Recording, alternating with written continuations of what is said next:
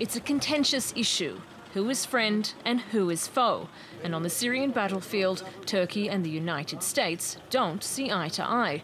The White House has approved Pentagon plans to arm the YPG in Syria. The problem is that Turkey lists the group as a terrorist organization.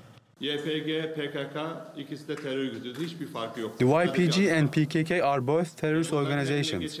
There is no difference between them except their names. And all the weapons handed to them are a threat to Turkey.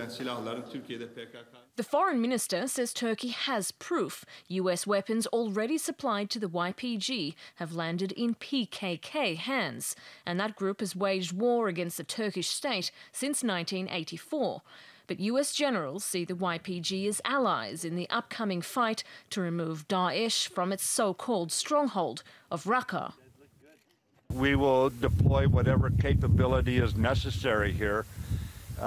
The reason for the deployment you see right now is the lack of respect for international law by some nations, by a nation in the region. And so long as nations show respect, then we wouldn't have to deploy that. But we will talk to the leaders of each of the nations, and we'll work this out in Brussels, and we'll work together.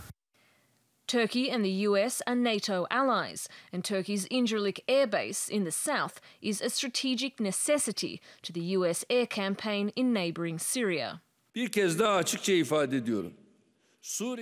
Once again, I would like to clearly indicate that in Syria and Iraq, all developments that take place are an issue of national security for us, with respect to our allies. We would expect them not to side with terrorist organizations, but to side with us. We want to believe this, and our stance with respect to this is very clear. The timing is crucial.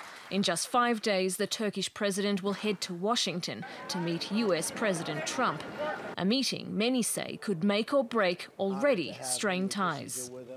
The issue is so sensitive, the Turkish president has already dispatched a delegation of those within his inner circle, including the intelligence minister. Now, they've been meeting with their counterparts in the United States all week, pleading the Turkish case. But so far, those pleas seem to have fallen on deaf ears. Soraya, Lennie, TRT World, Ankara.